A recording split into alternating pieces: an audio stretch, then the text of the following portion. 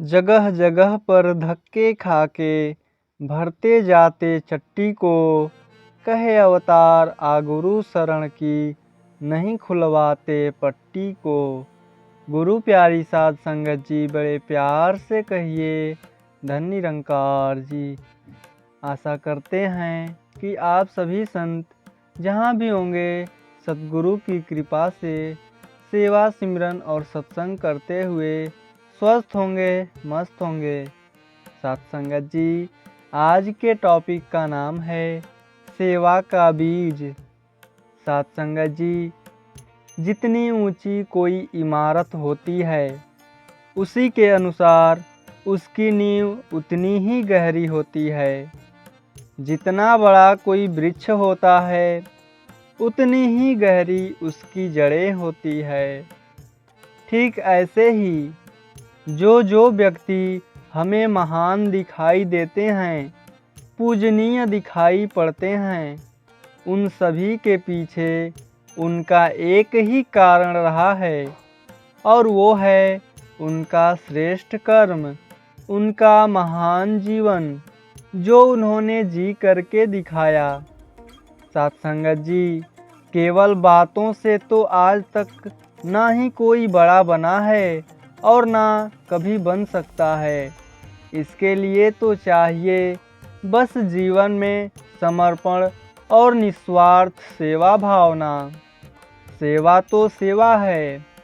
जिसने भी सेवा की है उसकी सेवा कभी व्यर्थ नहीं गई। ऐसी कोई धरती नहीं बनी जो इसके फल से वांछित रह सके। कबीर सेवा साध की, रीझ करो या खींच, जो बोवेगा सो उगेगा उल्टे सीधे बीज। साथ संगत जी, बीज जमीन पर उल्टा पड़ जाए या सीधा, उसने तो समय पर उगना ही है। कहने का भाव यह है कि सेवा हंस के की जाए या अनिच्छा से, फल तो मिलेगा ही। साथ ही यह भी एक अटल सच्चाई है कि जिस किसी को भी जो कुछ भी मिला है वो बस सेवा से ही मिला है, अन्य किसी उपाय से नहीं। सेवा होती भी तीन प्रकार से है, तन से, मन से और धन से, और इसका लाभ भी इन तीनों को ही मिलता है।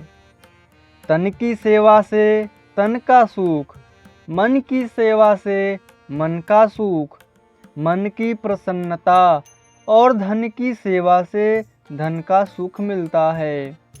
सही मायनों में हम सबका कल्याण भी इन तीनों को अर्पित करने में है। जितना जितना हम इनको अर्पित करते जाएंगे उतना उतना अपना कल्याण करने की दिशा में अग्रसर होते जाएंगे। साथ संगत जी, सेवा में अर्पण भाव आधा अधूरा नहीं, पूर्ण होना चाहिए। सेवक के दिलो दिमाग में हर समय इस प्रभु की याद समाई होती है। वह हर वक्त प्रसन्नता में रहता है।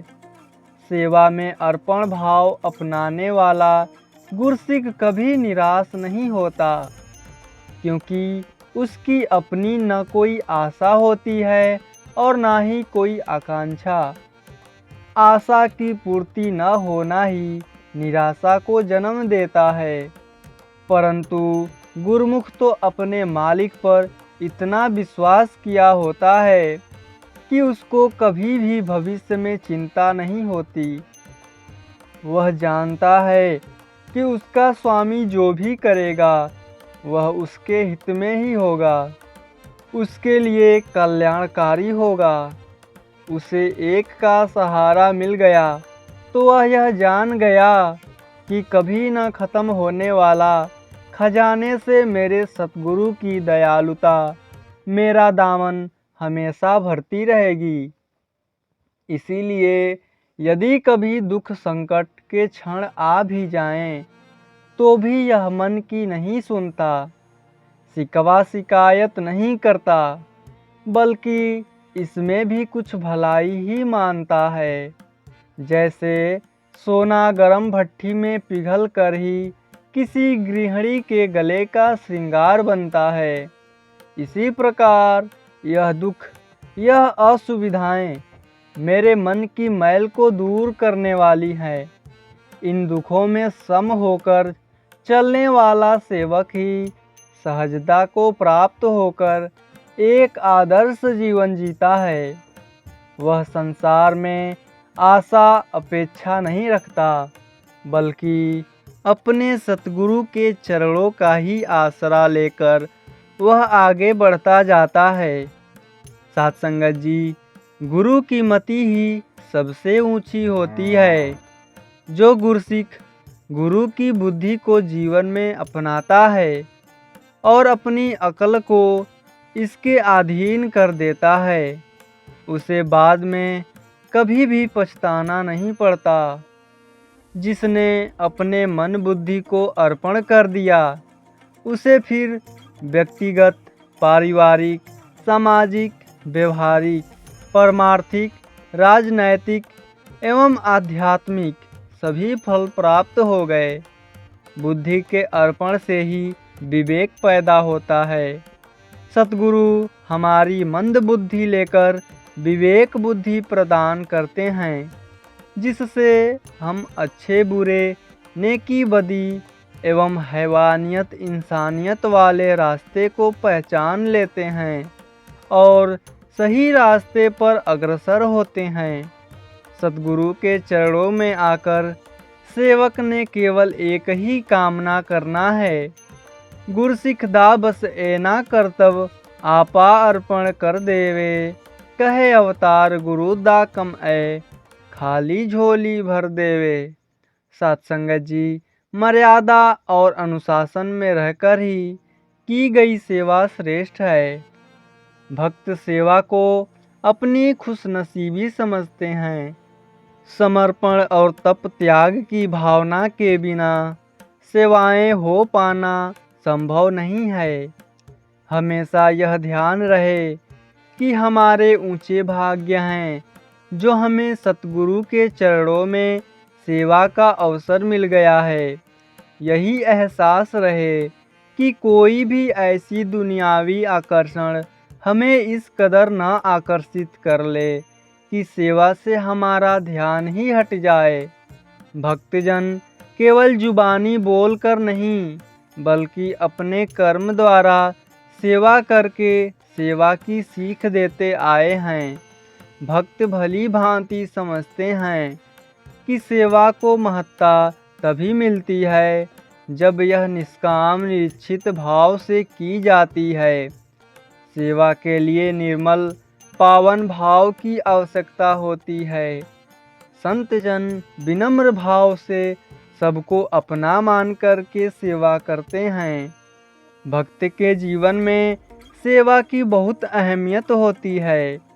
भक्त सेवा से कभी भी आँख नहीं चुराता, वह सेवा से मुख नहीं मोड़ता, हमेशा वह सेवा के लिए उत्साहित रहता है।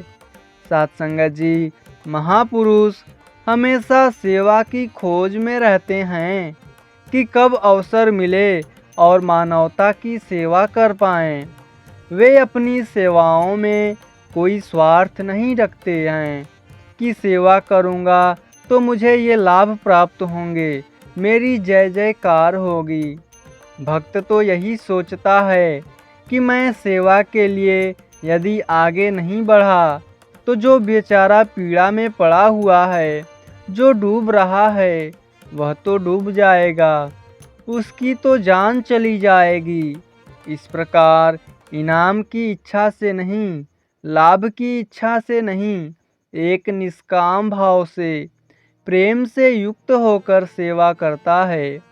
सत्संगत जी, लोगों को सुख देने के लिए, उनके दुख दूर करने के लिए हमें अपने कदम बढ़ाने हैं।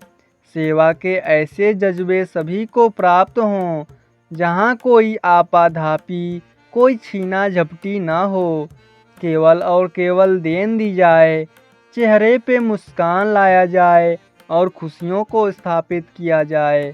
सत्संगत जी, बड़े प्रेम से कहिए धन निरंकार जी।